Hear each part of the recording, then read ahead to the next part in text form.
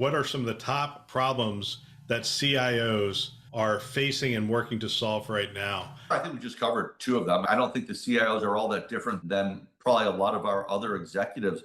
We're all dealing with staffing issues. We're all dealing with a remote workforce. And so, how do you sustain culture in this world and environment where we know that keeping talent and building talent and attracting talent is very difficult for everybody? And even in IT, we have an organization that's very much hybrid.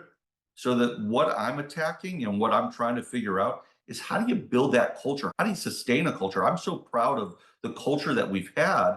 And I think the culture at Memorial in particular is unique and wonderful. But how do you keep the culture of people together when you're physically not together? And there's some little things that you can do.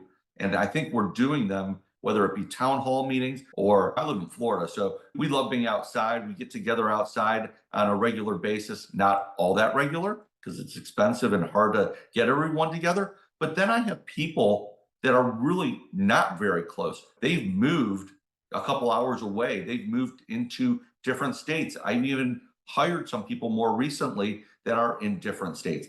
But there are times where I think it's really important that we get together.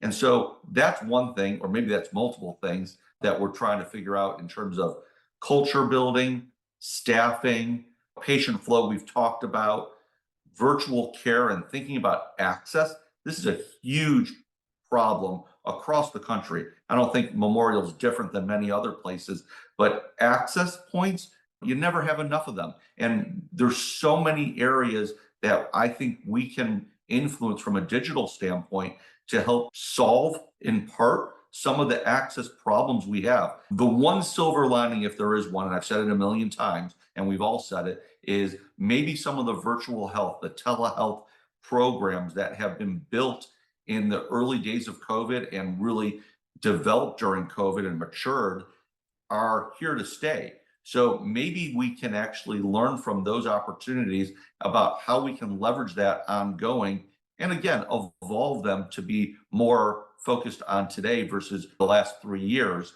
And I think virtual health can create amazing areas for access, more prediction and proactive care around remote patient monitoring. Those are the things that are top of my list.